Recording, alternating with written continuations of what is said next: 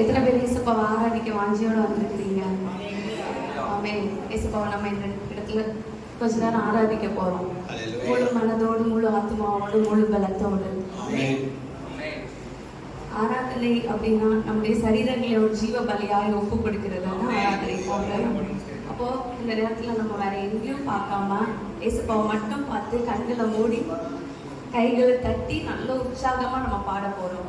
சரியா? உற்சாகமா முழு இதயத்தோடு ஒவ்வொரு வரிகளையும் உணர்ந்து பாட போறோம். நம்ம உணர்ந்து பாட பாட இயேசுவோட பிரசன்னம் நம்ம ஆத்துமாவை தேவ பிரசன்னம் நம்ம இதயத்தை ஆளுகை செய்யும்.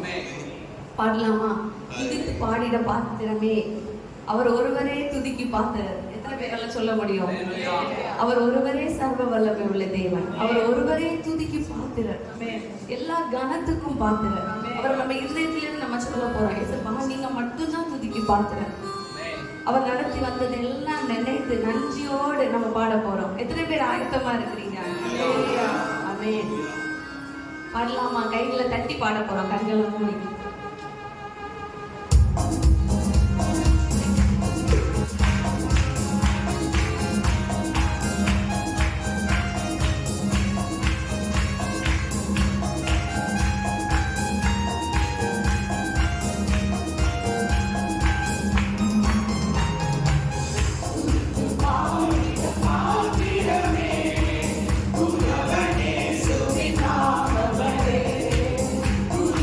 God.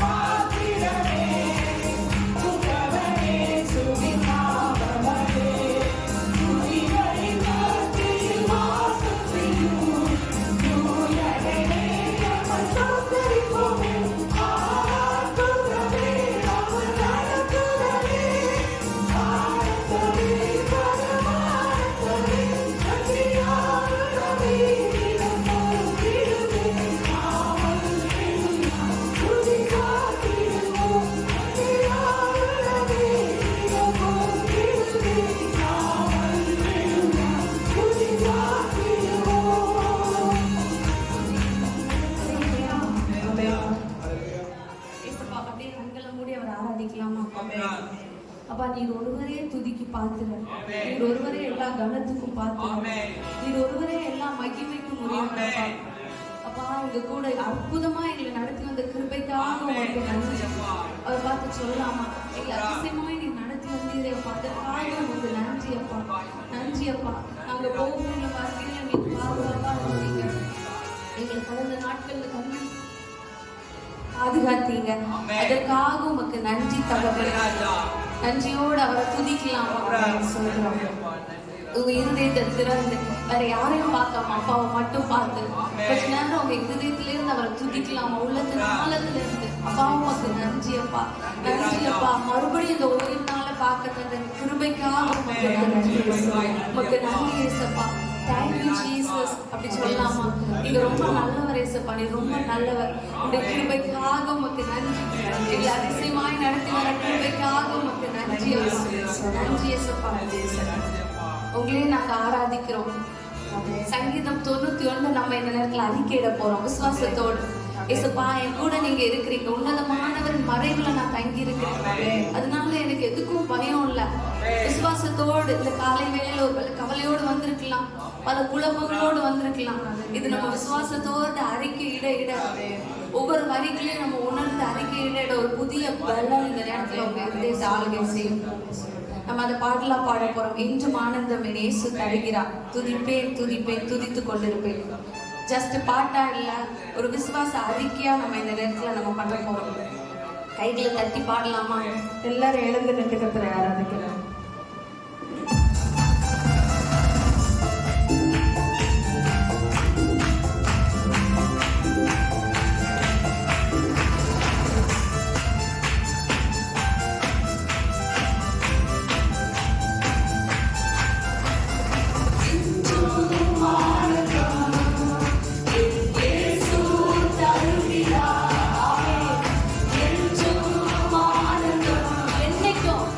Yes.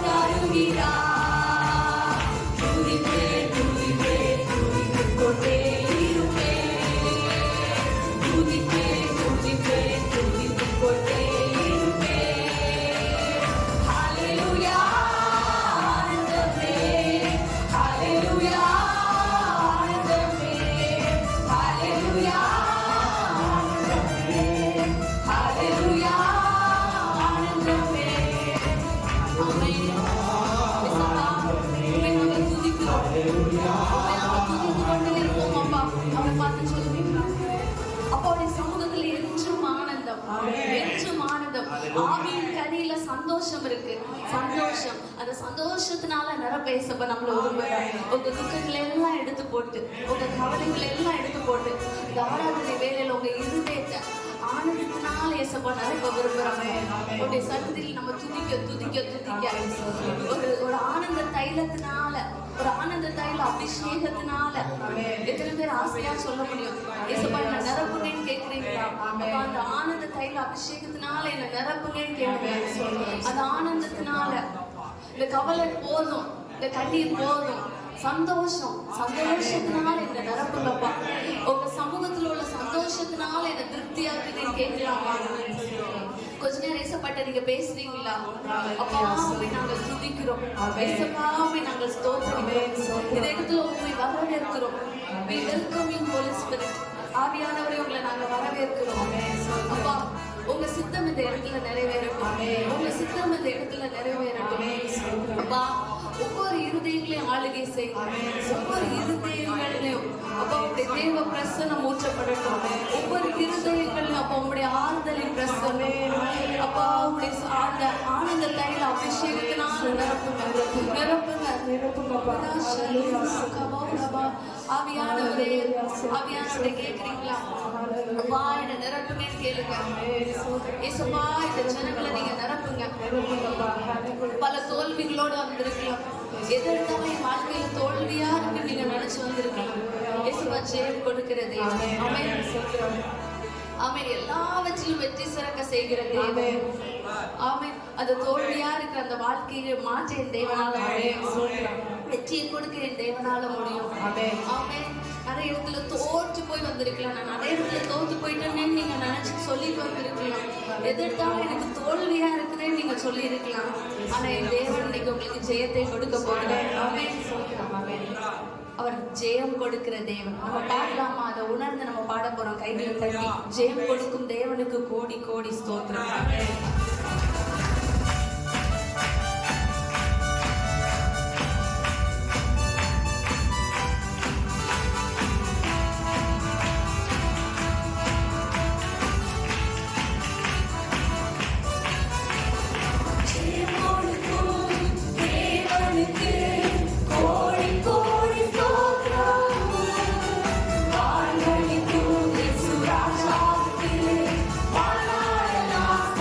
Stop.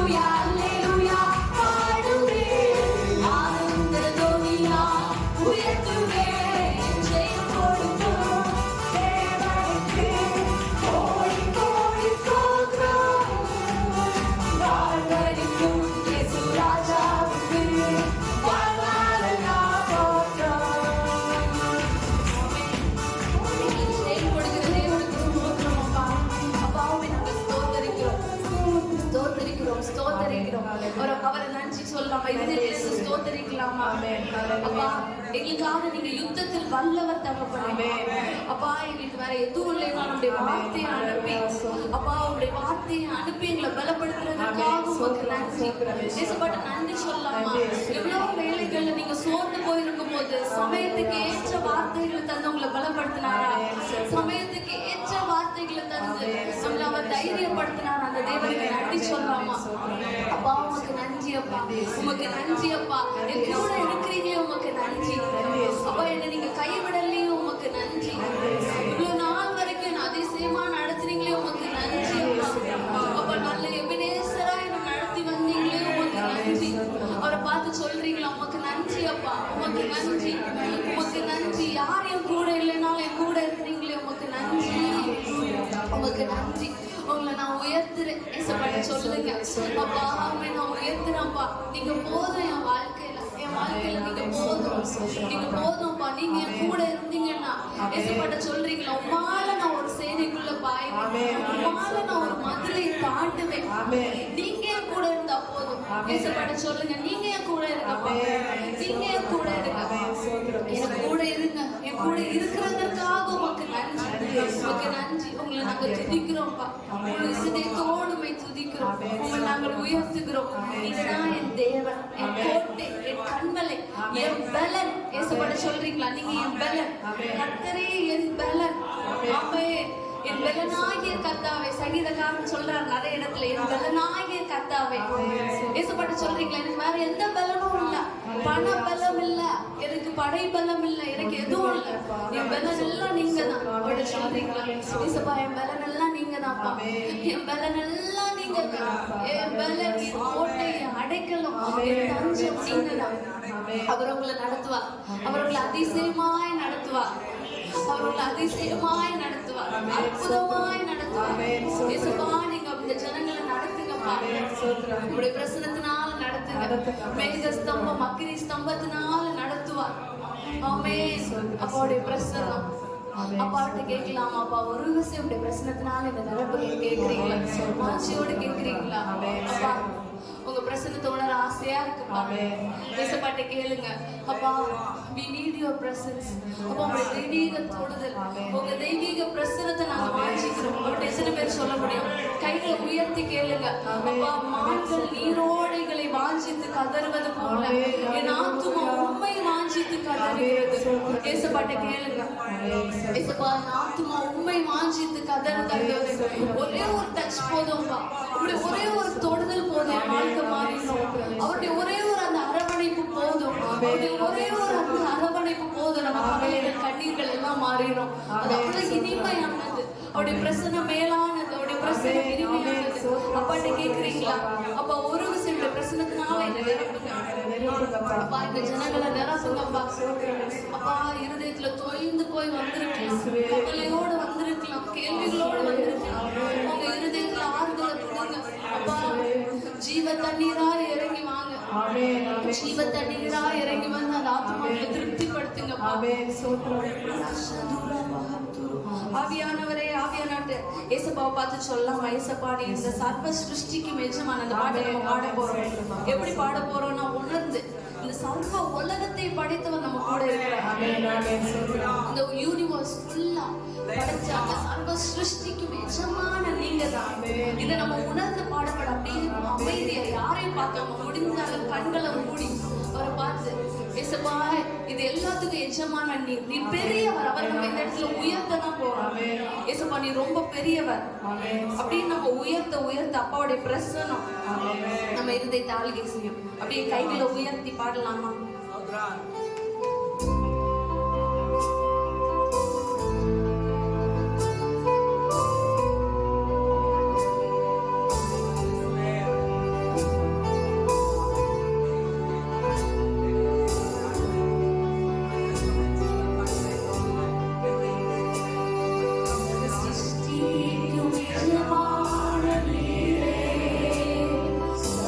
Stay, God,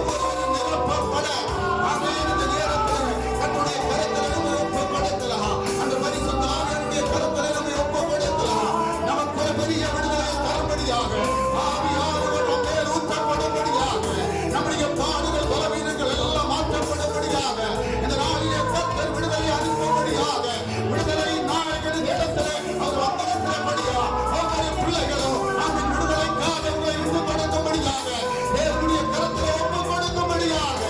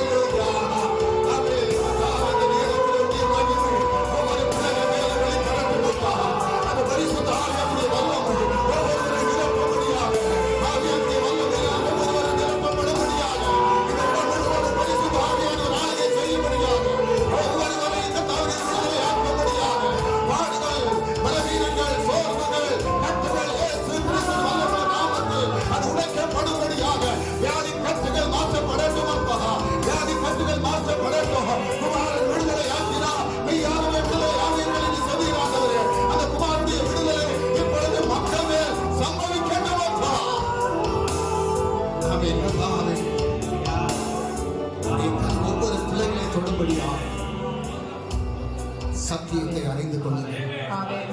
சத்தியம் உங்களை விடுதலையாக்கும் என்று சொல்லுகிறார். அந்த சத்தியத்தை நிமித்த கர்த்தர் இந்த பிள்ளைகளை விடுதலையாக்கும்படியாக கர்த்தாவே குமாரனுடைய விடுதலை இந்த பிள்ளைகள் மேல் வரட்டும். பரிசுத்த ஆவியானுடைய விடுதலை இந்த பிள்ளைகள் மேல் வரட்டும். இவர்களுடைய எண்ணங்கள் மாற்றப்படட்டும், சிந்தைகள் மாற்றப்படட்டும், சபையிலே ஒரு மனதின் ஆவி ஊற்றப்படட்டும். அப்பா தெய்வ சக்தி வெளிப்படட்டும்.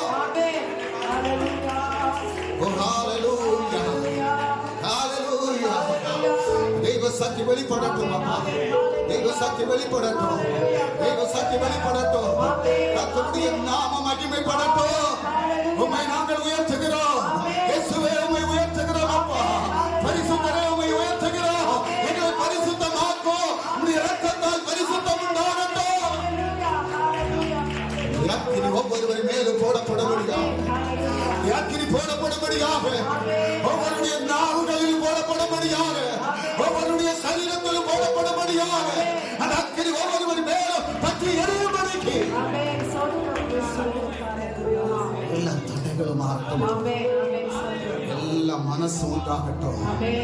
எல்லாருடைய இருதயங்களும் உண்டாகட்டும். அப்பா இருதயத்திலே பலவிதமான சிந்தைகளை கொண்டு வந்து ஆமென் சோதனை போராட்டங்களை கொண்டு வந்து பிரச்சனைகளை கொண்டு வந்து ஒற்றுமையை குலைக்க நினைக்கக்கூடிய சத்துருடைய ஆதிக்கங்கள் இயேசு கிறிஸ்துவின் வல்லமுள்ள நாமத்தில் இன்றைக்கு அழிந்து போகட்டும்.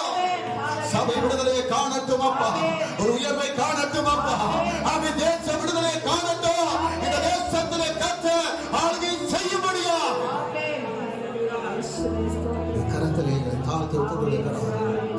ஆராதனை கர்த்தர் நடத்துகிற கிருபைக்காக இயேசு கிறிஸ்து வல்லமுள்ள நாமத்தில் ஜெபிக்கிறோம்.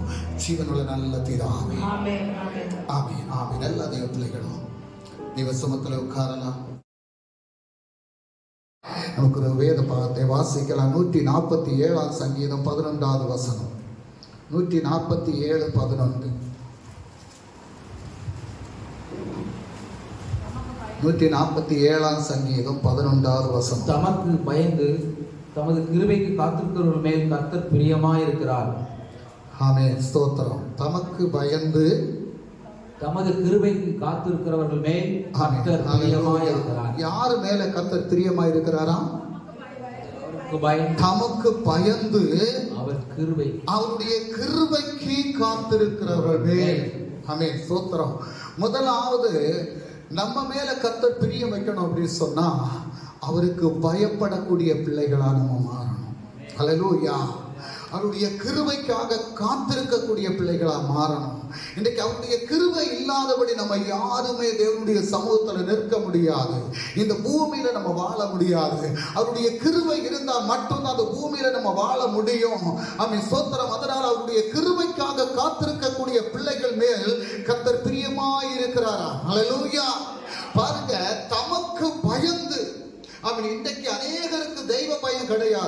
அநேகருடைய வாழ்க்கையிலே தெய்வம் கிடையாது. ஹல்லேலூயா. அநேகருடைய வாழ்க்கையில தெய்வமும் கிடையாது, தெய்வ பயமும் கிடையாது. ஆனா சிலர் தெய்வ பயத்தோட கர்த்தரை தேடக்கூடியவங்களா இருக்கிறாங்க. அவர்களுடைய வாழ்க்கையில கர்த்தர் அநேக அற்புதங்களை செய்து கொண்டிருக்கிறார், அவர்களை பாதுகாக்கிறார், அவருடைய வாழ்க்கையில நன்மையானதை கொடுத்து கொண்டிருக்கிறார். ஹல்லேலூயா. அவருடைய கிருபைக்காக காத்திருக்கக்கூடிய பிள்ளைகளாக நம்ம மாறணும். அவருக்கு பயப்படக்கூடிய பிள்ளைகளாக நம்ம மாறணும். ஸ்தோத்திரம். ஹல்லேலூயா. நான் கடந்த நாள் நான் சொன்னேன்னு நினைக்கிறேன், ஒரு விசுவாச குடும்பத்துல, பெந்தேகோஸ்து குடும்பத்துல, ஆமென் ஸ்தோத்திரம், ஒரு வாலிப மகன் தன்னுடைய சொந்த தகப்பனை 26 வெட்டுகள் வெட்டி கொலை செய்தான் அப்படின்னு சொல்லி. அப்போ தெய்வ பயம் கிடையாது, ஆமென், தெய்வ வசனத்திற்கு கீழ்ப்படுகிற அந்த மனோபான்மை இல்லை. ஸ்தோத்திரம். இன்னைக்கு அநேகருடைய வாழ்க்கையில போராட்டங்களும் பிரச்சனைகளும் வருவதற்கு காரணம் என்னவென்றால் தெய்வ பயம் இல்லாதபடி இருப்பதனால். கர்த்தருடைய சமூகத்தில் கர்த்தருடைய கிருபை எனக்கு வேண்டும் என்றோ, இந்த பூமியில வாழ்வதற்கு தெய்வ தயவு எனக்கு வேண்டும் என்றோ, தேவனுடைய சமூகத்தில் காத்திருப்பதற்கு நம்மை ஆயத்தப்படுத்தாதபடி இருப்பதனால் கர்த்தர் நம்ம மேல வைத்திருக்கக்கூடிய பிரியத்தை மாற்றிடுறார். ஹல்லேலூயா. அவர் யாருக்கு மேல பிரியமா இருப்பார் அப்படின்னு சொன்னா, அவருடைய சமூகத்துல காத்திருக்கக்கூடிய பிள்ளைகள் மேல் பிரியமாக இருப்பார்.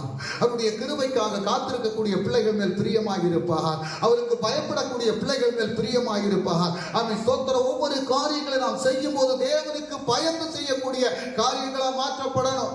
தேவனுடைய சமூகத்துல பயபக்தியோடு நம்ம வரணும். தெய்வத்தை ஆராதனை செய்யும் போது பயபக்தியோடு கர்த்தரை ஆராதனை செய்யணும். ஆமென். தேவனுடைய சமூகத்துல நம்ம வரும்போது துணிகரமான வார்த்தைகளை பேசுவதற்கு நம்மை ஆயத்தப்படுத்தாதபடி தெய்வ பயத்தோடு தெய்வ சமூகத்துல நிற்கும்படிக்கு நம்மை ஆயத்தப்படுத்தி கொண்டோம் என்றால் தேவனுடைய கிருபை நம்மை விட்டு ஒரு நாள் போகாது. அவருடைய பிரியம் நம்ம மேல இருக்கும். ஹல்லேலூயா. சவுலை இந்த தேசத்தினுடைய முதல் ராஜாவாக கர்த்தர் ஏற்படுத்தினார். சவுலை முதல் ராஜாவாக ஏற்படுத்தின தேவன் அந்த சவுல் மேல் பிரியமா இருக்கல்ல, இரண்டாவது வந்த தாவீது மேல் பிரியமாயிருந்தார். காரணம், சவுல் கர்த்தருடைய வார்த்தைக்கு கீழ்ப்படல. ஹல்லேலூயா. கர்த்தருடைய வார்த்தைக்கு கீழ்ப்படாதபடி, சாமுவேல் தீர்க்கதரிசி சொன்ன காரியத்தை கேட்காதபடி, ஆமென் ஸ்தோத்திரம், சவுல் நடந்தது நிமித்தம் அந்த சவுல் மேல் இருந்த பிரியம் கர்த்தருக்கு போய், ஆமென், அந்த தாவீதுக்கு மேல பிரியம் வைத்து தாவீதை அந்த தேசத்தினுடைய ராஜாவாக கர்த்தர் மாற்றினார். எனக்கு அருமையான தெய்வ பிள்ளைகளே, இன்றைக்கு அந்த தாவீதை போல நம்மை மாற்றிக்கொள்ளணும்.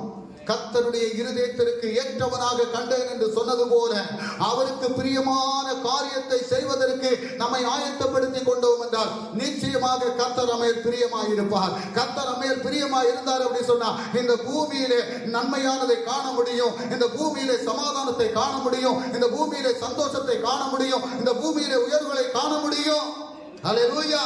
இன்றைக்கு பிள்ளைகளுக்காக நாம் போராடி கொண்டிருக்கிறோம். பிள்ளைகளுடைய படிப்பு காரியங்களுக்காக போராடி கொண்டிருக்கிறோம். ஸ்தோத்திரம். பிள்ளைகளை தந்தது கர்த்தர். அந்த கர்த்தருடைய கரத்திலே நீ ஒப்பு கொடுத்த அந்த பிள்ளைகளை கர்த்தருக்கு ஏற்ற சிற்சையிலே நீ வளர்ப்பதற்கு உன்னை ஆயத்தப்படுத்தி கொண்டார். தெய்வ பயத்தோடு தெய்வ பக்தியோடு பிள்ளைகள் தேவனுடைய சமூகத்தில் வரும்போது அந்த பிள்ளைகளோடு கர்த்தர் இருப்பார். ஹல்லேலூயா. அந்த பிள்ளைகளுடைய வாழ்க்கை கர்த்தரால் ஆசீர்வதிக்கப்படும். ஹல்லேலூயா. கர்த்தர் நம்ம பிரியமாக இருக்கணும் அப்படி சொன்னா கர்த்தருக்கு பிரியமான வாழ்க்கை வாழ்வதற்கு நம்மை ஆயத்தப்படுத்தணும். இரண்டாவது காரியம், ஆமென், சங்கீதம் 149 4 வாசிக்கலாம். சங்கீதம் 149 4 வாசிக்கலாம். அல்லேலூயா. 149. கர்த்தர் தம்முடைய ஜனத்தின் மேல் பிரியம் வைக்கிறார், சாந்த கொள்ளமுள்ளவர்களை ரட்சிப்பினால் அலங்கரிப்பார். ஹல்லேலூயா. கர்த்தர் தம்முடைய ஜனத்தின் மேல் பிரியம் வைக்கிறார். ஸ்தோத்திரம். எந்த ஜனத்துக்கு மேல பிரியம் வைக்கிறார்? ரட்சிக்கப்பட்ட கர்த்தருடைய பிள்ளைகள் என்ற அதிகாரத்தை பெற்ற பிள்ளைகள் மேல். ஹல்லேலூயா. தம்முடைய ஜனம், ஆமென் ஸ்தோத்திரம். இஸ்ரவேல் ஜனங்கள் அடிமைத்தனத்தில் இருந்த அந்த ஜனத்திற்காக கர்த்தர் மனம் இறங்கினார். அந்த ஜனத்தை கர்த்தர் ஆதரித்தார். அந்த ஜனத்திற்காக, அந்த ஜனம் என்னுடைய ஜனம் என்று சொல்லி அந்த ஜனத்திற்காக அந்த ஜனத்தின் மேல் பிரியம் வைத்து அந்த ஜனத்தினுடைய கஷ்டங்களில் இருந்து, நஷ்டங்களில் இருந்து, வேதனையில் இருந்து, துக்கத்தில் இருந்து அந்த ஜனத்தை அழைத்து வருவதற்காக ஒரு மோசையும் ஆரோனையும் அனுப்பிவிட்டது போல அவன் இன்று அவன் கர்த்தரால் ரட்சிக்கப்பட்ட ஒவ்வொரு பிள்ளைகள் மேலும் கர்த்தர் பிரியம் வைத்திருக்கிறார். அவர் பிரியம் வைத்து அவன் நம்மை நடத்தி கொண்டு இருக்கிறார் என்பதை ஒவ்வொரு பிள்ளைகளும் அறிந்து கொள்ளணும். ஹல்லேலூயா. தன்னுடைய ஜனம், ஆமென் ஸ்தோத்திரம். புறஜாதி மக்களை குறித்து சொல்லல, புறஜாதி மக்களை குறித்து சொல்லல. கர்த்தர் தம்முடைய ஜனத்தின் மேல் பிரியம் வைக்கிறார். ஏன்னா அவருடைய பிள்ளைகளை அவர் ஒவ்வொரு நாளும் பாதுகாக்கக்கூடிய தேவன். அவருடைய பிள்ளைகள் எல்லாம் தேவனுடைய சமூகத்திலே கடந்து செல்ல வேண்டும் என்று விரும்பக்கூடிய தேவன். ஆமென், ஸ்தோத்திரம். எத்தனையோ பேர் வசனத்திலே சொல்லப்படுகிறது, அழைக்கப்பட்டவர்கள் அநேகர், தெரிந்து கொள்ளப்பட்டவர்கள் சிலர் என்று. இன்னைக்கு இங்க இருக்கக்கூடியவர்கள கடைசி வரையிலும் ஆமென் தேவனுடைய சமூகத்துல நம்ம எத்தனை பேர் நிலைநிற்போம்னு தெரியாது. ராகாப்பை குறித்து நம்ம வேத புத்தகத்துல வாசிக்கிறோம். ராகாப்பு ஆரம்பத்துல ராகாப்பு வேசின்னு தான் கொடுத்திருக்கு. அதே ராகாப்புடைய சந்ததியில வந்தவர் தான் இயேசு கிறிஸ்து. அல்லேலூயா. ஆனா மனம் திரும்பினாங்க அவங்க. இங்க மனம் திரும்புவதற்கு சொல்லும் போது அவங்க நம்மளை குற்றம் சொன்னாங்க. கடைசியில என்ன அப்படின்னு சொன்னா, இந்து கோயில்ல போய் புருஷனும் பெஞ்சாதியும் இந்து கோயில்ல போய் குறியெல்லாம் பிடிச்சிட்டு இது செல்ஃபி எடுத்து ஸ்டேட்டஸ்ல போட்டிருக்கிறாங்க. சோத்திரம். மறுபடியும் மறுபடியும் சொன்னோம், கேட்கல. எனக்கு அருமையான தெய்வ பிள்ளைகளே, கர்த்தர் நம்ம மேல பிரியம் வைக்கிறார். எதனால தெரியுமா? நம்ம செய்த புண்ணிய கர்மங்கள்னால ஒன்றும் இல்லை, நம்ம செய்த நல்ல காரியங்கள்னால ஒன்றும் இல்லை. அவருடைய கிருபை. சோத்திரம். அந்த கிருபை நம்ம மேல இருக்கிறதுனால அவர் நம்ம மேல பிரியமா இருக்கிறாரு. அப்ப கர்த்தர் நமக்கு சொல்லும் போது, கர்த்தர் நம்மளை உணர்த்தும் போது நம்ம மனம் திரும்பி தேவனுடைய சமூகத்துல நம்ம நின்று அப்படி சொன்னா நிச்சயமா கர்த்தர் நம்மை ஆசீர்வதித்து உயர்த்துவார். ஒரு நாளும் அவர் கைவிட மாட்டார். இந்த உடல்நிலை சரியில்லாதபடி ஆஸ்பத்திரியில் இருக்கும்போது கூட ஜெபிக்கிறதுக்கு அவங்க ஆயத்தமாகல. ராஜிட்ட கூப்பிட்டு கேட்டுக்கிறாரு, பாஸ்டர் கூப்பிட்டு வந்து ஜெபிக்கட்டுமா? வேண்டாம். சோத்திரம். அப்ப என்ன அப்படின்னா, சாத்தான் யாருடைய இருதயத்தில் எப்போ யாரு அவன் வேலை செய்வான்னு தெரியாது. சோத்திரம். அல்லேலூயா. அவன் இருதயத்தை கடினப்படுத்திட்டான்னு சொன்னா அதுக்கப்புறம் ஒண்ணுமே பண்ண முடியாது. அந்த இருதயம் கடினப்படுவது எதற்காக அப்படி சொன்னா, நம்முடைய நாசத்திற்காக இருக்கும். அல்லேலூயா. அதனால தான் கர்த்தர் சொன்னார், யார? தாவீதை சொன்னார், என்னுடைய இருதயத்திற்கு ஏற்றவனாக கண்டேன் என்று. அல்லேலூயா.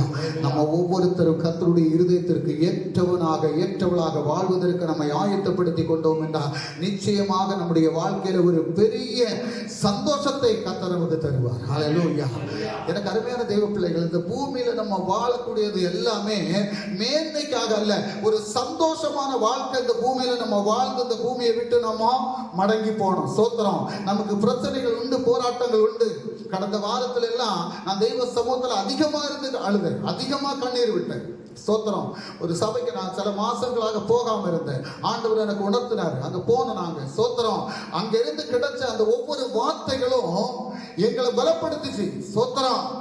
எங்களை பலப்படுத்துச்சு. நாங்க சோர்வடைந்து இருக்கும் போது கர்த்தர் எங்களை வார்த்தையை கொண்டு பலப்படுத்தினார். கடந்த நாள்ல நான் சகோதரர் மேத்யூ கிட்ட வந்திருந்தேன். அன்னைக்கு இங்க வந்திருந்தால பேசுனேன். அப்ப அவர் சொல்றாரு, பாஸ்டர் எனக்கு முடியல பாஸ்டர், நான் இதை விட்டுட்டு போலான்னு நினைக்கிறேன். அந்த டைம்ல கர்த்தர் எனக்கு வார்த்தையை தந்து என்னை பலப்படுத்தி கொண்டு இருக்கிறார் அப்படின்னு சொல்லி அந்த வார்த்தைகளை அவங்க சொன்னாங்க. நான் எழுதி வச்சிருக்கிறேன். அப்போ கர்த்தரை நாம் நேசிக்கும் போது, சோத்திரம், கர்த்தர் நமக்கு வரக்கூடிய போராட்டங்கள், பிரச்சனைகள், எந்த காரியம் வந்திருந்தாலும் நம்மை பலப்படுத்தி நிறுத்துவார். அந்த நேரத்தில் வார்த்தைகளை தந்து நம்மை நிலைநிறுத்துவார். அந்த நேரத்தில் ஆமென் சோத்திரம், நல்ல வார்த்தைகளை கர்த்தர் நமக்கு தந்து நம்மை பலப்படுத்தி நிறுத்துவார். அதனால தான் நம்ம மேல கர்த்தர் பிரியமா இருக்கிறதுனால தான் செய்யறாரு. ஹல்லேலூயா. ஆமென் ஸ்தோத்திரம். நம்ம அவருடைய பிள்ளைகளா இருக்கிறதுனால தான் செய்யறாரு. அவருடைய பிள்ளைகளா இல்லாம இருந்தா நமக்கு அவர் செய்ய மாட்டாரு. அப்ப அவருடைய பிள்ளைகளா இருக்கிறதுனால நம்ம விழுந்து போகாதபடி இருப்பதற்கு, நம்ம மனம் சோர்வடைந்து போகாதபடி இருப்பதற்கு, நம்முடைய வாழ்க்கையிலே ஆமென் போராட்டங்கள் வரும்போது, பிரச்சனைகள் வரும்போது கர்த்தர் வார்த்தையை தந்து நம்மை பலப்படுத்தி நிறுத்துகிறார். அதுதான் கர்த்தர் நம்மை பிரியமாய் இருக்கிறார் என்பதற்கு அடையாளம். ஹல்லேலூயா. ஆமென் ஸ்தோத்திரம். பாருங்க, சாமுவேலை நீங்க பார்த்தீங்க அப்படின்னு சொன்னா, சாமுவேல் யாருடைய மகன்? யாருடைய மகன்? அன்னாளுடைய மகன். சாமுவேல் அன்னாளுடைய மகன். அன்னாளு தவம் இருந்து பெத்த மகன். தேவனுடைய சமூகத்துல கண்ணீர் வடித்து, ஆமென் ஸ்தோத்திரம், எனக்கு ஒரு குழந்தையை கொடுத்தா நான் அந்த குழந்தையை தேவனுடைய சமூகத்துல நான் விடுவேப்பா அப்படின்னு சொல்லி அவ ஒரு பொருத்தனையோட அவன் தேவனுடைய சமூகத்துல கண்ணீர் வடித்து அவ ஜெபம் பண்ணினா. அவளுடைய கண்ணீரை கர்த்தர் கண்டார். ஸ்தோத்திரம். ஹல்லேலூயா. அவர் கண்ணீரை கண்டு அதே போல ஒரு குழந்தையை கொடுத்தார். ஸ்தோத்திரம். அந்த குழந்தைய அவ பால் குடி மறந்த உடனே, நான் இது கர்த்தருக்காக, கர்த்தர் எனக்கு தந்ததை நான் கர்த்தருக்காக கொடுக்கிறேன் அப்படின்னு சொல்லி தேவனுடைய சமூகத்துல கொண்டு விட்டார். ஹல்லேலூயா. சின்ன பிள்ளை அவன் எங்க இருக்கிறான் அப்படின்னு சொன்னா தேவனுடைய ஆலயத்துல. ஸ்தோத்திரம். தேவனுடைய ஆலயத்துல இருக்கிறான். அங்க கர்த்தருடைய வேலையை செய்யக்கூடிய ஏலி புரோகிதன் இருக்கிறான். அந்த ஏலி புரோகிதனுக்கு வெளிப்படுத்தாத ரகசியங்களை இந்த சின்ன குழந்தைக்கு கர்த்தர் வெளிப்படுத்தினார். ஹல்லேலூயா. அந்த ஏலி புரோகிதனோடு கர்த்தர் பிரியமாய் இருக்கல்ல, இந்த குழந்தையின் மேல் பிரியமாய் இருந்தார், இந்த சாமுவேல் மேல் பிரியமாய் இருந்தார். எனக்கு அருமையான தெய்வ பிள்ளைகளே, நாம் கர்த்தருக்கென்று வாழ்வதற்கு நம்மை ஆயத்தப்படுத்தும் போது கர்த்தர் நம்ம மேல் பிரியமாய் இருப்பார். ஹல்லேலூயா. ஸ்தோத்திரம். ஏலி புரோகிதனோடு பேசாத காரியத்தை கர்த்தர் சாமுவேலோடு பேசினார். ஏன்? சாமுவேல் கர்த்தருக்கு பிரியமா இருந்தார். கர்த்தர் சொல்லக்கூடிய ஒவ்வொரு வார்த்தைகளையும் கேட்டு கவனமாக நடந்தார். அநேகரை ஸ்தோத்திரம் அபிஷேகம் செய்யும்படியாக கர்த்தர் சாமுவேலை உபயோகப்படுத்தினார். கர்த்தர் சாமுவேல் மேல் பிரியமாக இருந்தது போல எனக்கு அருமையான தெய்வ பிள்ளைகளே, ஒவ்வொருவரும் மேல் கர்த்தர் பிரியமாக இருக்க வேண்டும் என்றால் கர்த்தருடைய வார்த்தைக்கு கீழ்ப்பட்டு அவர் சொல்லக்கூடிய அந்த வார்த்தைகளை கேட்டு அதன்படி நடப்பதற்கு நம்மை ஆயத்தப்படுத்தும் போது நிச்சயமாக கர்த்தர் மேல் பிரியமாக இருப்பார்.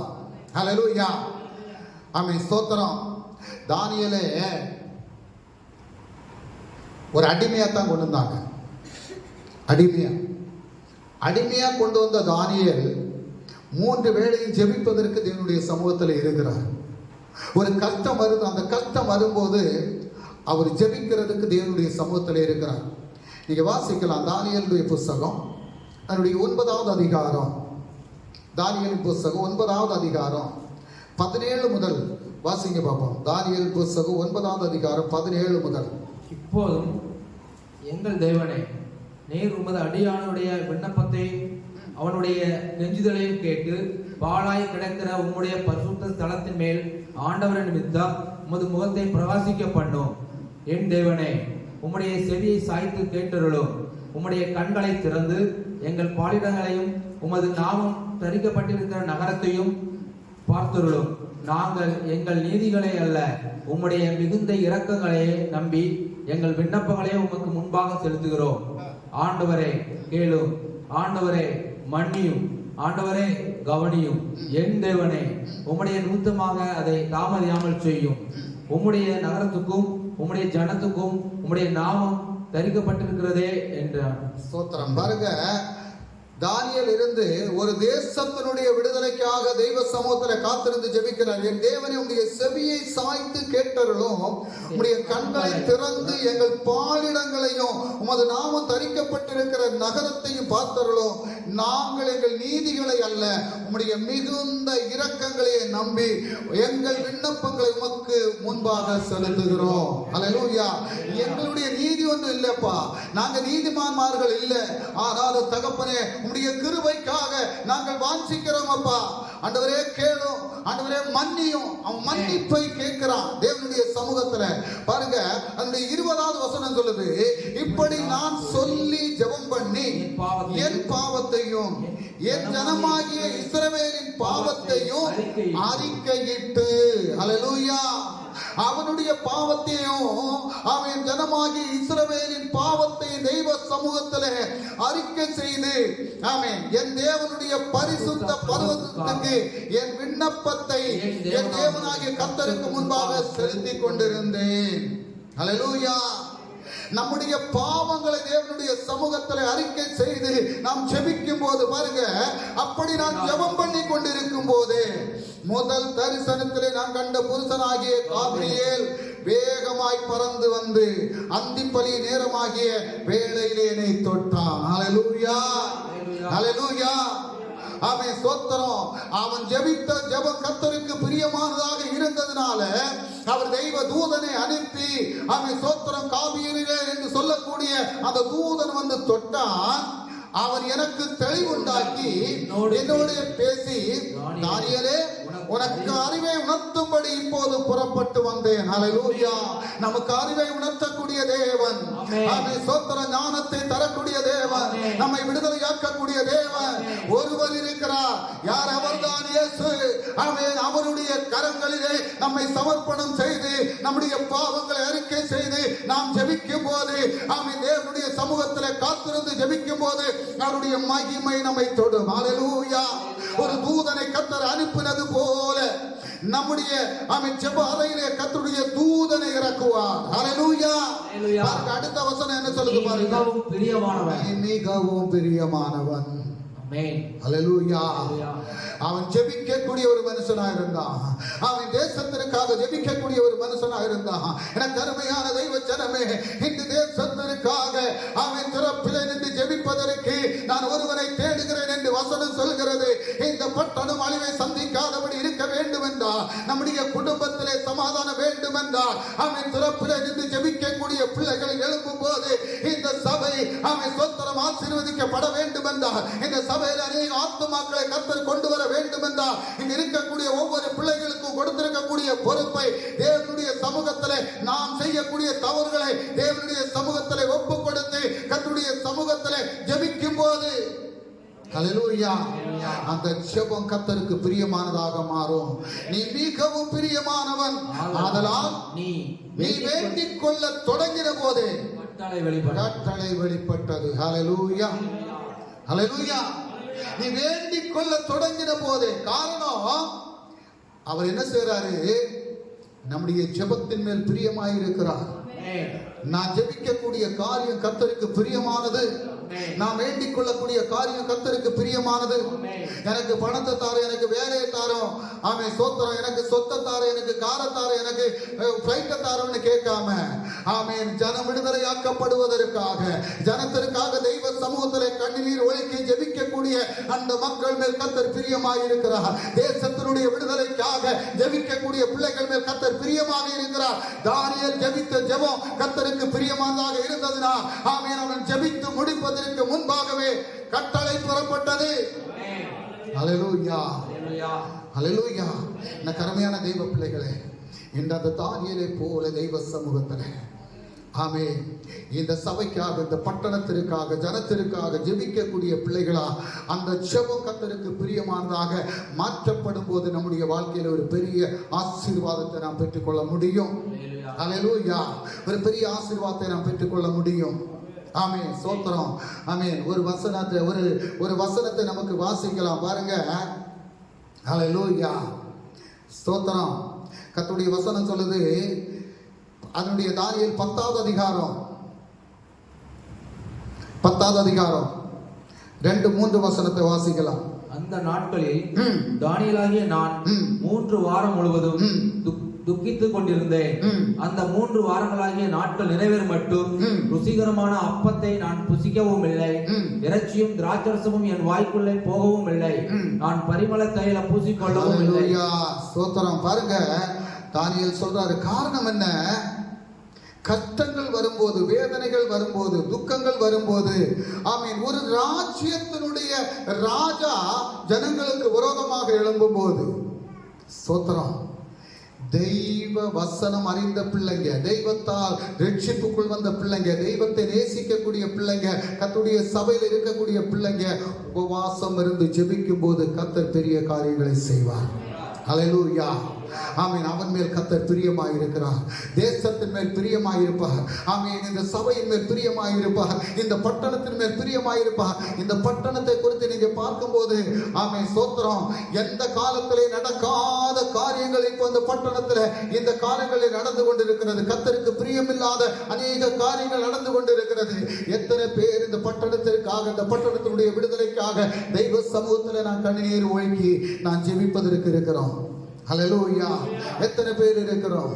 கர்த்தர் சொல்றார், ஸ்தோத்திரம், இந்த பட்டணம் விடுவிக்கப்படுவதற்காக, ஆமென் ஸ்தோத்திரம், ஒரு தாவீதை போல, ஒரு தானியேலை போல, ஆமென் ஸ்தோத்திரம், தெய்வ சமூகத்தில் காத்திருந்து ஜெபிப்பதற்கு நம்மை ஆயத்தப்படுத்திக் கொண்டோம் என்றால் இந்த பட்டணம் விடுவிக்கப்படும். இந்த பட்டணத்தில் வசிக்கக்கூடிய நாம் ஒவ்வொருவரும், ஆமென், விடுவிக்கப்படுவோம். ஹalleluya ஹalleluya. ஆமென் ஸ்தோத்திரம். இரண்டாவது, கர்த்தர் யார் மேல் பிரியமாய் இருக்கிறார் என்பதை குறித்து நாம் பார்ப்போம் என்றால், உண்மையாய் நடக்கிறவர்கள் மேல் கர்த்தர் பிரியமாய் இருக்கிறார். ஸ்தோத்திரம். யாருக்கு மேல இருக்காரா? உண்மையாக. நீதிமொழிகள் அதனுடைய 12வது அதிகாரம், சதர்சிய வாக்கியம் 12வது அதிகாரம் 22வது வசனத்தை வாசிக்கலாம்.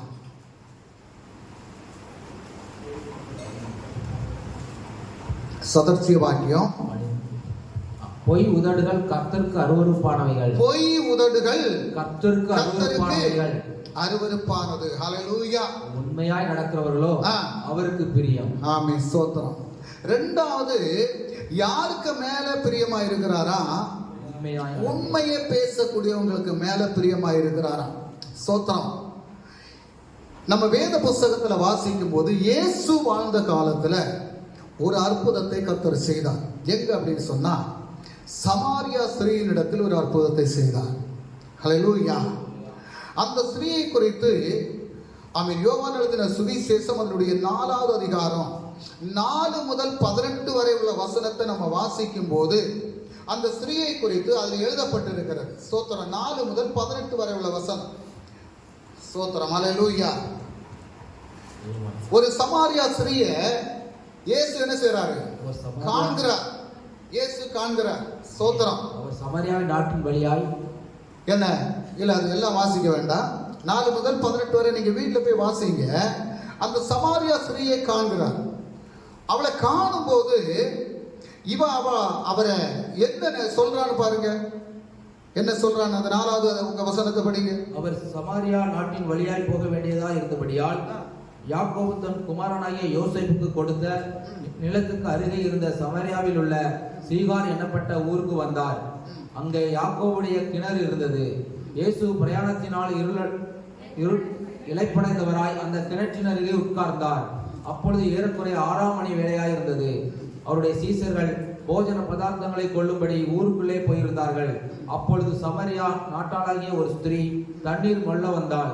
இயேசு அவளை நோக்கி, தாகத்துக்கு தா என்றார். யூதர்கள் சமரியாருடனே சம்பந்தம் கலவாதபடியால் சமரியா ஸ்திரீ அவரை நோக்கி, நீர் யூதனாய் இருக்க சமரியா ஸ்திரீயாகிய என்னிடத்தில் தாகத்துக்கு தா. அவ என்ன சொல்றா? இயேசுன்னு அவளுக்கு தெரியாது. அவ என்ன சொல்றா? நீ யூதன்னு சொல்றா. ஸ்தோத்திரம். நீ யூதன்னு சொல்றா. அடுத்தது அதுக்கு கீழே நீங்க வாசித்து வந்தீங்க அப்படின்னு சொன்னா அவர் சொல்லுவாரு. என்ன சொல்லுவாரு? அவளுக்கு பிரதித்திரமாக, இந்த கிணத்துல நீ தண்ணி எடுக்க வந்தா இதுவும் தாகத்தை தீர்க்காது. ஸ்தோத்திரம். நீ இந்த கிணத்துல தண்ணி கோர வராமலும் உன் தாகத்தை தீர்க்கக்கூடிய ஒரு தண்ணீரை நான் உனக்கு தருவேன் அப்படின்னு. ஸ்தோத்திரம். ஹல்லேலூயா. அப்பதான் அவர் சொல்லுவாரு. என்ன சொல்லுவாரு? ஆமென். ஸ்தோத்திரம். நீ உன் புருஷனை அழைத்து கொண்டு வா. ஹல்லேலூயா. 15 முதல் உள்ள வசனத்தை படிங்க.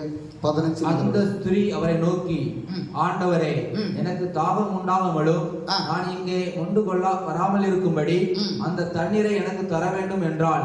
இயேசு அவளை நோக்கி, நீ போய் உன் புருஷனை இங்கே அழைத்து கொண்டு வா என்றார். புருஷனை இங்கே அழைத்து கொண்டு வா என்றார். ஸ்தோத்திரம். அவ அடுத்தது என்ன சொல்றா? அதற்கு அந்த ஸ்திரீ, எனக்கு புருஷன் இல்லை என்றாள். இயேசு அவளை நோக்கி, எனக்கு புருஷன் இல்லை என்று நீ சொன்னது சரிதான். சரிதான். ஹல்லேலூயா. ஸ்தோத்திரம். ஹல்லேலூயா. அவ உண்மையை சொன்னா. அவ யாரு? சமாரியா ஸ்திரீ. ஸ்தோத்திரம். அவளுக்கு எத்தனை புருஷர்கள் இருந்தார்கள் அதுல போட்டு பாருங்க. அடுத்த வசனத்துல எப்படி 5 புருஷர் உனக்கு இருந்தார்கள், இப்பொழுது உனக்கு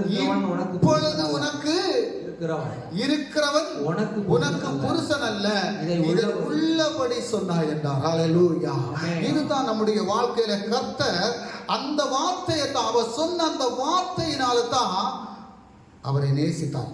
ஸ்தோத்திரம். ஹல்லேலூயா. அவ தன்னை ஒப்பு கொடுத்தார். ஸ்தோத்திரம். அவர் சொன்னதும் அவ ஒப்பு கொடுத்தார். ஆண்டவரே, எனக்கு புருஷன் இல்லை, உண்மையை சொல்லணும். எந்த காரியமா இருந்தாலும் சரி, ஆமென், உண்மையை நம்ம பேசணும், உண்மையை சொல்லணும், உண்மையா நடக்கணும். அதுதான் கர்த்தர் விரும்புகிறார். ஹல்லேலூயா. இன்னைக்கு எங்க பார்த்தாலும் போய் தான், எந்த காரியத்தை பார்த்தாலும் போய் தான். நம்ம பேசக்கூடிய வார்த்தை உண்மையா இருக்கணும். கர்த்தர் சொல்றாரு, என்ன சொல்றாரு? பொய் உதடுகள் கர்த்தருக்கு அருவருப்பா. எந்த காரியத்தை சொன்னாலும் உண்மையை பேசணும். நம்ம என்ன செய்யறோம் அப்படின்னு சொன்னா, ஏதாவது ஒரு விஷயத்துக்கு நம்ம பொய்யை சொல்லி, இந்த பொய் சொல்றது நமக்கு தெரியும் நம்ம பொய் தான் சொல்றோம்னு.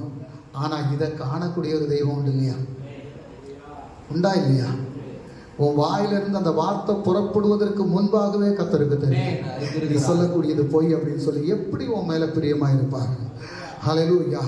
எப்படி நம்ம மேல பிரியமா இருப்பார்? நம்ம பொய்ய பேசி பொய்ய சொல்லி கர்த்தருக்கு பிரியமில்லாத காரியத்தை சொல்லும் போது எப்படி நம்ம மேல பிரியமா இருப்பார்? அதனால என்ன செய்யணும்? பொய் பேசுறதை நிறுத்தணும். ஹல்லேலூயா. அந்த சமாரியா ஸ்திரீ அவ சொன்னது உண்மையை சொன்னா. அவ பயப்படல. அவ செய்த பாவங்களை தெய்வ சமூகத்துல அவ கர்த்தருக்கு முன்பாக சொன்னா. ஸ்தோத்திரம். ஹல்லேலூயா. எனக்கு புருஷன் இல்லைன்னு சொன்னான். ஸ்தோத்திரம். இன்னைக்கு நிறைய பேர் நம்ம பொய் பேசி அது நிமித்தம் கிருபைகளை நம்ம இழந்து போயிட்டு இருக்கிறோம். ஸ்தோத்திரம். ஹல்லேலூயா. கிருபைகளை இழந்து போயிட்டு இருக்கிறோம். அப்படி பொய் பேசக்கூடியவங்களுக்கு கிட்ட கர்த்தர் என்ன செய்ய மாட்டாராம்? பிரியமா இருக்க மாட்டார். பொய் உதடுகள் கர்த்தருக்கு அருவருப்பானது, உண்மையாய் நடக்கிறவர்களோ அவருக்கு பிரியம். ஹல்லேலூயா.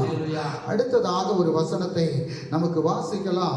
உற்சாகமாய் கொடுக்கிறவனிடத்தில் கர்த்தர் பிரியமாய் இருக்கிறார். 2 கொரிந்தியர் அதனுடைய 9வது அதிகாரம் 7வது வசனத்தை வாசிக்கலாம்.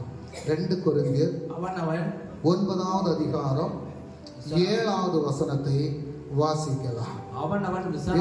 எல்லாரும் எடுங்க, எல்லாரும் வசனத்தை எடுங்க, அந்த வசனத்தை எடுங்க. எல்லாரும் எடுத்துட்டீங்களா? 2 கொரிந்தியர் 9வது அதிகாரம் 7வது வசனம். அவன் விசனமாயும் அல்ல, அவன் விசனமாயும் அல்ல, கட்டாயமாயும் அல்ல, தன் மனதில் நியமித்தபடியே கொடுக்க கடவன். ஸ்தோத்திரம். உன் இருதயத்துல கர்த்தர் என்ன கொடுக்கணும்னு சொல்றாரோ அதை நீ கொடு. ஸ்தோத்திரம். ஆமென். உன் இருதயத்துல கர்த்தர் கொடுக்க சொல்லக்கூடியது நீ கொடு. அடுத்தது என்ன சொல்லி இருக்கு? உற்சாகமாய் கொடுக்கிறவனிடத்தில் தேவன் பிரியமாய் இருக்கிறார். நீ எதை கொடுத்தாலும் உற்சாகத்தோட கொடு. ஸ்தோத்திரம். மனமடிவா நீ கொடுக்காத, வேதனையோட கொடுக்காத, துக்கத்தோட கொடுக்காத. எனக்கு இவ்வளவுதான் இருக்குது, இதை நான் எப்படி கொடுப்பேன் அப்படின்னு நீ சொல்லாத. ஸ்தோத்திரம். ஏன் அப்படின்னு சொன்னா, லூக்கா எழுதின சுவிசேஷம் அதனுடைய 21வது அதிகாரம் 1 முதல் 4 வரை உள்ள வசனத்தை படிங்க. லூக்கா எழுதின சுவிசேஷம் 21வது அதிகாரம் 1 முதல் 4 வரை. அவர் கண் நேரிட்டு பார்த்தபோது ஐஸ்வர்யவான்கள் காணிக்கை பெட்டியிலே தங்கள் காணிக்கைகளை போடுகிறதை கண்டார். அடுத்து ஒரு ஏழை விதவை அதிலே 2 காசை போடுகிறதை கண்டார். இந்த ஏழை விதவை மற்றெல்லாரையும் பார்க்கிறோம் அதிகமாக போட்டாள் என்று மெய்யாகவே உங்களுக்கு சொல்லுகிறேன். ஹல்லேலூயா. ஒரு ஏழை விதவை கொண்டு போட்டதை ഏറ്റവും பிரதானமாய் இயேசு சொல்லி இருக்கிறார் பாருங்க. ஸ்தோத்திரம். இந்த வசனம் படிக்கக்கூடிய நேரம் எல்லாம் அந்த ஏழை விதவை குறித்து நினைக்க தோணக்கூடிய விதத்துல இயேசு சொன்னார். ஏன்னா அவ இருந்தது அத்தனையும் கொடுத்தான். அடுத்த நேரத்துக்கு இருக்குதா இல்லையான்னு பார்க்கல. நம்ம செலவுக்கு நம்ம என்ன செய்யறோம் அப்படின்னு சொன்னா, இதை எடுத்து வச்சுட்டு நம்ம பார்ப்போம். ஆமென். ஸ்தோத்திரம். அப்படி பார்க்கறதுக்காக அல்ல. நீ கொடுப்பதை உண்மையா கொடு. உன் மனதில் நியமித்ததை நீ கொடு. அது கர்த்தருக்கு பிரியமானது. ஸ்தோத்திரம். அதுல அடுத்த வசனம் என்ன சொல்லுது? 4வது வசனம். அவர்கள் எல்லாரும் தங்கள் பரிபூரணத்திலிருந்து எடுத்து தேவனுக்கென்று காணிக்கை போட்டார்கள். மற்றவங்க எல்லாரும் எப்படி போட்டாங்க? தங்கள் பரிபூரண பேல்ஸ்ல அப்படியே பேல்ஸ் எடுப்பாங்க. அதை எடுத்துட்டு அதுல இருந்து ஏதாவது ஒண்ணு இருக்கதை எடுத்து போடுவாங்க. அதை கரெக்டா அவர் சொல்றாரு பாருங்க. அவர்கள் எல்லாரும் தங்கள் பரிபூரணத்திலிருந்து எடுத்து தேவனுக்கென்று காணிக்கை போட்டார்கள். இவளோ தன் வறுமையிலிருந்து தன் ஜீவனத்துக்கு உண்டாயிருந்தது எல்லாம் போட்டு விட்டாள் என்றார். ஹல்லேலூயா. நீ கர்த்தருக்கு கொடுக்கும் போது அதை உண்மையா கொடு. அதுக்கு இன்னும் வசனம் சொல்லுது, உன் வலது கை கொடுக்கிறது இடது கைக்கு தெரியக்கூடாது. ஸ்தோத்திரம். உன் வலது கை கொடுக்கிறது இடது கைக்கு தெரியாதபடி நீ கொடுத்த அப்படி சொன்னா உனக்கு பரலோகத்திலிருந்து அதுக்கு உனக்கு பலன் உண்டு. ஸ்தோத்திரம். உன் இருதயத்துல நல்ல எண்ணங்களோட நீ கர்த்தருக்கு கொடுத்தாய் அப்படின்னு சொன்னா அதற்குரிய பிரதிபலம் உனக்கு கர்த்தருடைய சமூகத்திலிருந்து உண்டு. ஸ்தோத்திரம். நான் யாரையும் ஆசீர்வதிக்க முடியாது. ஸ்தோத்திரம். எனக்கு இல்லாம இருக்கு. அதனால நான் இல்லை தரக்கூடியது. உங்களை ஆசீர்வதிக்கிறது கர்த்தர். அப்ப நீங்க கொடுக்கிறது கர்த்தருக்கு பிரியமானதா கொடுக்கணும். அவர் உங்க மேல பிரியப்படணும். நீங்க கொடுக்கக்கூடியத கர்த்தர் பார்த்து அவர் உங்க மேல பிரியப்படணும். நீங்க யாரை காண்றதுக்காக கொடுக்குறீங்களா? மற்றவங்க மெச்சி கொள்றதுக்காக கொடுக்குறீங்களா? மற்றவங்களுக்கு முன்னால வச்சு கொடுக்குறீங்களா? இதெல்லாம் அவர் பார்ப்பாரு. அப்போ கர்த்தருக்கு பிரியமான என்ன செய்யணும்? கொடுக்கணும். ஸ்தோத்திரம். அப்போ விசனமாயும் இல்லை, கட்டாயமாயும் அல்ல, தன் மனதில் நியமித்தபடியே கொடுக்க கடவன். யாத்ராகமம் புஸ்தகம் 25வது அதிகாரம் 1-2 வசனம் படிங்க. யாத்ராகமம் 25வது அதிகாரம் 1-2 வசனம். கர்த்தர் மோசேயை நோக்கி இஸ்ரவேல் புத்திரர் எனக்கு காணிக்கையை கொண்டு வரும்படி அவர்களுக்கு சொல்லு. ஹல்லேலூயா. அப்போ இஸ்ரவேல் ஜனங்கள் அன்னைக்கு வேலைக்கு போனாங்களா? இல்ல. இப்ப எங்க இருந்து வராங்க? அடிமைத்தனத்துல இருந்து விடுதலையாக்கி கொண்டு வராரு. என்ன? அப்ப அடிமைத்தனத்திலிருந்து விடுதலையாக்கி கொண்டு வருவதற்கு முன்பாக அங்க இருந்த ஜனங்கள்ட்ட எல்லாம் பொன்னையும் வெள்ளியும் கேட்டு வாங்கிட்டு தான் வர சொன்னாரு. நீங்க சும்மா வரக்கூடாது. என்ன? அப்ப பொன்னையும் வெள்ளியும் யார்கிட்ட இருந்து வாங்கிட்டு வராங்க? எகிப்துல இருந்து, எகிப்து ஜனங்கள்ல இருந்து வாங்கிட்டு வராங்க. இங்க வழியில வந்ததுக்கு அப்புறம் சொல்றாரு, என்ன சொல்றாரு? இஸ்ரவேல் ஜனங்கள்கிட்ட நீ சொல்லணும். என்ன சொல்லணும்? கொண்டு வரும்படி அவர்களுக்கு காணிக்கை கொண்டு வரும்படி அவர்களுக்கு சொல்லு. மனப்பூர்வமாய் உற்சாகத்துடன் கொடுப்பவன் எவனோ அவனிடத்தில் எனக்கு காணிக்கையை வாங்குவாயாக. சோத்திரம். நீ கொடுக்கக்கூடியது மனப்பூர்வமா கொடுக்கணும், உற்சாகமா கொடுக்கணும். பாருங்க, ஆதாம் ஏவாளுக்கு முதல்ல பிறந்த 2 பிள்ளைங்க உண்டு. யாரெல்லாம்? காயினும் ஆபேலும். சோத்திரம். 2 பேரும் கர்த்தருக்கு கொடுத்தாங்க. யாருகிட்ட கர்த்தர் பிரியமா இருந்தார்? வாசிக்கலாம். ஆதியாகமம் புஸ்தகம் 4வது அதிகாரம் 1 முதல் 4 வரை உள்ள வசனத்தை வாசிக்கலாம். ஆதியாகமம் புஸ்தகம் 4வது அதிகாரம் 1 முதல் 4 வரை. ஆதாம் தன் மனைவியாகிய ஏவாளை அறிந்தான். அவள் கர்ப்பவதியாகி காயினை பெற்று கர்த்தரால் ஒரு மனுஷனை பெற்றேன் என்றாள். பின்பு அவனுடைய சகோதரனாகிய ஆபேலை பெற்றாள். ஆபேல் ஆடுகளை மேய்க்கிறவனானான். காயின் நிலத்தை பயிரிடுகிறவனானான். சில நாள் சென்ற பின்பு காயின் நிலத்தின் கனிகளை கர்த்தருக்கு காணிக்கையாக கொண்டு வந்தான். ஆபேலும் தன் மந்தையின் தலையீற்றுகளிலும். அங்க என்ன சொல்லியிருக்கு? காயின் கர்த்தருக்கு காணிக்கை கொண்டு வந்தான் தான் சொல்லியிருக்கு இல்லையா? ஆனா ஆபேல பாருங்க, தன் மந்தையின் தலையீற்றுகளிலும் அவைகளில் கொடுமையானவைகளிலும் சிலவற்றை கொண்டு வந்தான். ஸ்தோத்திரம். ஆபேலையும் அவன் காணிக்கையும் கர்த்தர் அங்கீகரித்தார். இது ஏன் இத சொல்லியிருக்கு? 4வது வசனம் பாருங்க, தலையீட்டுகளிலும் அவைகளில் கொழுமையானவைகளிலும் சிலவற்றை கொண்டு வந்தான். அதனாலதான் கர்த்தருக்கு நீங்க கொடுக்கும் போது முதன்மையானதை கொடுக்கணும். ஸ்தோத்திரம். நீ கொடுக்கும் போது முதன்மையானதை கொடுக்கணும். நீ கொடுக்கும் போது உண்மையா நீ கொடுக்கணும். பரிசுத்தமான எண்ணத்தோடு கொடுக்கணும். பரிசுத்தமான சிந்தையோடு கொடுக்கணும். அவன் மேல தான் கர்த்தர் பிரியமாய் இருக்கிறார். ஹல்லேலூயா. அப்ப 3 காரியத்தை குறித்து கர்த்தர் சொன்ன காரியம். முதலாவது என்ன? யாருக்கு மேல பிரியமாய் இருப்பேன்னு சொன்னாரு? தமக்கு பயந்து அவர் கிருபைக்காக காத்திருக்கிறவர்கள் மேல் பிரியமாய் இருப்பேன். 2வது யாருக்கு மேல இருப்பேன்னு சொன்னாரு? உண்மையாய் நடக்கிறவர்கள் மேல். 3வது யாருக்கு மேல இருப்பேன்னு சொன்னாரு?